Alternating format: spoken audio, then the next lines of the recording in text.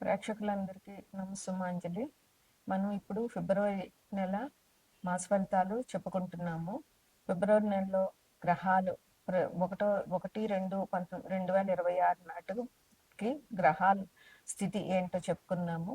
తదుపరి వృషభ రాశి. వృషభ రాశికి అధిపతి శుక్రుడు. వృషభంలో కృతిక 2, 3, 4 పాదాలు, రోహిణి 4 పాదాలు, మృగశిర 1, 2 పాదాలు ఉంటాయి. ఈ వృషభ రాశి లగ్నంగా తీసుకుంటే ద్వితీయంలో అంటే మిథునంలో గురువు వక్రించి ఉన్నారు, సింహంలో కేతు ఉన్నారు, మకరంలో కుజుడు, రవి, బుధుడు, శుక్రుడు ఉన్నారు, రాహువేమో కుంభంలో ఉన్నారు, శనేమో మేనంలో ఉన్నారు. వృషభ రాశికి అధిపతి శుక్రుడు. ఈ రాశి వారికి కొద్దిగా అననుకూలం ఈ మాసం అని చెప్పవచ్చు. ఎందువలనంటే వీరికి శుక్రుడు పాప గ్రహాలతో కూడి ఉన్నారు. అందువల్ల వీరికి కొంచెం శని తృతీయ దృష్టి కూడా ఈ రాశి మీద ఉన్నది. అందువల్ల వీరికి కొంచెం ఈ మాసం అంత అనుకూలం కాదు అని చెప్పవచ్చు. ఇంట్లో పెద్దవాళ్ళకి అనారోగ్యం చేసే సూచనలు కనబడుతున్నాయి. అందువల్ల ఇంట్లో పెద్దవారి ఆరోగ్యాన్ని జాగ్రత్తగా చూసుకోండి. వీరికి నష్టాలు కాకుండా లాభాలు కాకుండా సమానంగా నడుస్తుంది ఈ మాసం అంతా కూడా. కుటుంబంలో కలహాలు వచ్చే గొడవలు జరిగే అవకాశం కనిపిస్తోంది. అందువల్ల కుటుంబ సభ్యులతో సామరస్యంగా ఏదైనా సమస్యను సామరస్యంగా పరిష్కరించుకోవాల్సిందిగా సూచన. అలాగే ఉద్యోగంలో కూడా ఇబ్బందులు కలిగే అవకాశం ఉంది. అధికారులతో మీరు మాట్లాడేటప్పుడు జాగ్రత్తగా వ్యవహరించడము, ఆఫీస్ పనుల్లో కొంచెం జాగ్రత్తగా పనిచేయడము, ఎక్కడ తప్పులు లేకుండా చేసుకోవడము చాలా మంచిది. లేదంటే ఉద్యోగానికి ఇబ్బంది వచ్చే అవకాశాలు చాలా కనబడుతున్నాయి. ఇంకా ఏ పని కూడా మీరు అనుకున్న ప్రకారం ఏ పని జరగదు. అందువల్ల ప్రతి పనిలోనూ ఆలస్యం జరిగే అవకాశం బాగా కనబడుతోంది. డబ్బు కూడా చాలా ఖర్చు కనబడుతోంది ఈ మాసంలో మీకు. అందువల్ల ధనాన్ని ఏ ఖర్చు అవసరము, ఏ ఖర్చు అవసరం లేదు అనేటువంటిది ఆలోచించుకుని ధనాన్ని వ్యయం చేయవలసిన అవసరం చాలా ఉంది. విద్యార్థులకి ఒక మాదిరిగా ఉంటుంది. కష్టపడడం ఎలాగైనా ఎగ్జామ్స్ అంటే కష్టపడక తప్పదు. విద్యార్థులు కొంచెం కష్టంగా బాగా చదివి శ్రమ పడాల్సిన అవసరం చాలా కనబడుతోంది. ఇంకా డబ్బు కూడా ఇబ్బంది కూడా కనిపిస్తుంది. అందువల్ల ఆదాయం పెద్దగా ఉండదు. మీకు స్థల మార్పు ఉండే అవకాశం ఉంది. ఉద్యోగస్తులకి లేదా డెప్యుటేషన్ మీద వేరే చోటకి వెళ్ళడము, లేదా ఉంటున్న ఇల్లు ఖాళీ చేయడము, ఇట్లాంటివి మీకు స్థలం ఒక చోట నుంచి ఇంకో చోటకి మారే అవకాశం, ఒక ఊరు నుంచి ఇంకో ఊరు మారే అవకాశం బాగా కనిపిస్తుంది. జాగ్రత్తగా మీరు ఈ సంవత్సరం ఈ నెల ప్లాన్ చేసుకోవాలి. చాలా జాగ్రత్తగా ఉండాల్సిన అవసరం ఉంది. మనకి గ్రహాలు రవి ఈ నెల 13వ తారీఖున మకరం నుంచి కుంభంలోనికి వస్తారు.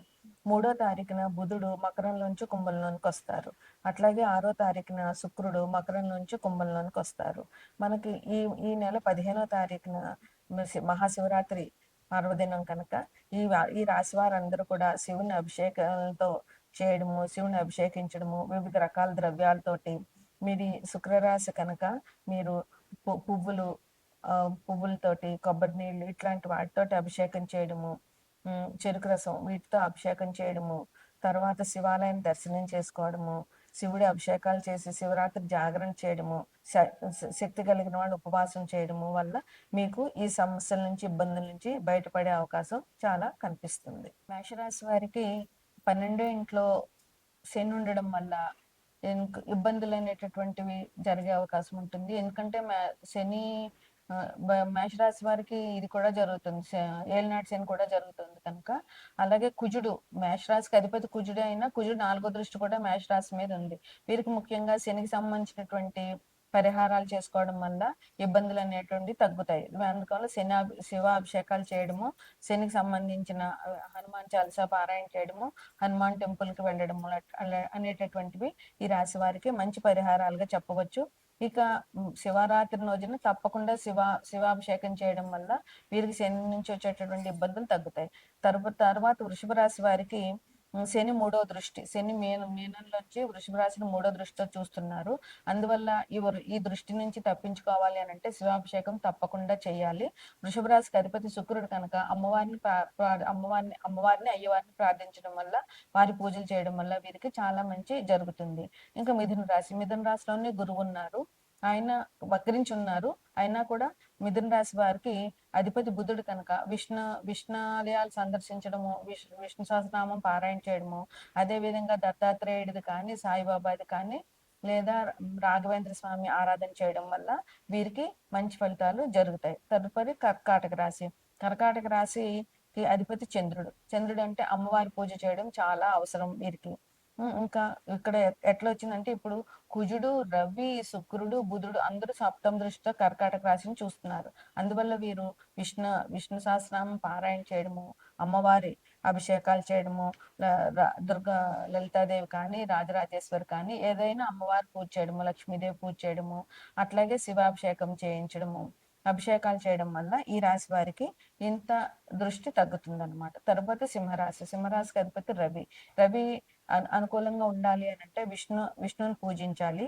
ఇంకా సింహరాశికి రాహు 7వ దృష్టి ఉంది, కుజుడు 8వ దృష్టి ఉంది. అందువల్ల కుజుడు దృష్టిని తప్పించుకోవాలంటే సుబ్రహ్మణ్యేశ్వర స్వామి ఆరాధన చేయాలి. రాహు దృష్టి నుంచి తప్పించుకోవాలంటే రాహుకేతువులు పూజ చేయడము, మంగళవారం నాడు దుర్గాదేవి ఆలయంలో రాహు దీపాలు పెట్టడము, ఆదివారం కూడా రాహు దీపాలు పెట్టుకోవడము, అట్లాగే అమ్మవారి ఆరాధన, దుర్గాదేవి ఆరాధన చాలా మంచి జరుగుతుంది అనమాట.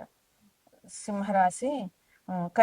కన్యరాశి వారికి మీనంలో ఉన్న శని కన్యరాశిలో 7వ దృష్టితో చూస్తున్నారు. అందువల్ల కన్యరాశి వారికి అధిపతి బుధుడు కనుక బుధుడు కోసం విష్ణు సహస్రనామం పారాయణ చేయడము, శివాభిషేకం, శని దృష్టి నుంచి బయటపడాలంటే శివాభిషేకాలు చేయడం చాలా మంచిది.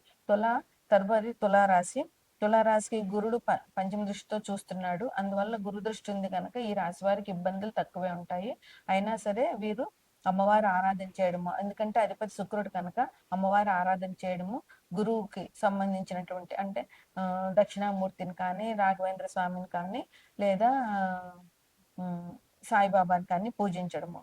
వృశ్చిక రాశికి అధిపతి వృశ్చిక రాశికి అధిపతి కుజుడు. వృశ్చిక రాశి వాళ్ళు కుజుడికి సంబంధించినటువంటి సుబ్రహ్మణ్యేశ్వర స్వామి ఆరాధన చేయడం వల్ల చాలా మంచి జరుగుతుంది. తదుపరి ధనుసు రాశి. ధనుసు రాశికి అధిపతి గురువు సప్తమ దృష్టి ధనుసు రాశి మీద ఉంది. అందువల్ల వీళ్ళు గురువుకి సంబంధించిన ఆరాధన దత్తాత్రేయుడు ఆరాధన, లేదా దత్తాత్రేయుడు ఆరాధన చేయడము, లేదా దక్షిణామూర్తి ఆరాధన చేయడము, సాయిబాబా, రాఘవేంద్ర స్వామి ఆరాధనలు, గురువుల్ని పెద్దల్ని పూజించడం వల్ల చాలా మంచి జరుగుతుంది. ఇక తదుపరి మకర కుంభరాశులు. ఈ రెండింటికి శని అధిపతి. ఈ రాశిలోనే పాపగ్రహాలు ఎక్కువగా ఉన్నాయి కనుక వీరికి చెప్పదగ్గ సూచన ఏంటంటే శివాభిషేకం తప్పకుండా చేయాలి. ఈ రెండు రాశుల వారికి శివాభిషేకం చేసినట్లయితే చాలా మంచి జరుగుతుంది. వారికి ఉన్న ఇబ్బందులన్నీ కూడా శివాభిషేకం వల్ల తగ్గుతాయి. తదుపరి మేనరాశికి అధిపతి గురువు. మేనరాశిలోనే శని భగవానుడు ఉన్నాడు. అందువల్ల వీళ్ళు శివాభిషేకం చేయడము, శని భగవాన్ నుంచి ఏళ్ళనాటి శని నుంచి తప్పించుకోవాలంటే శివాభిషేకం చేయడము, గురువు యొక్క ఆరాధన చేయడము ఈ రాశి వారికి చెప్పదగినటువంటి పరిహారాలు.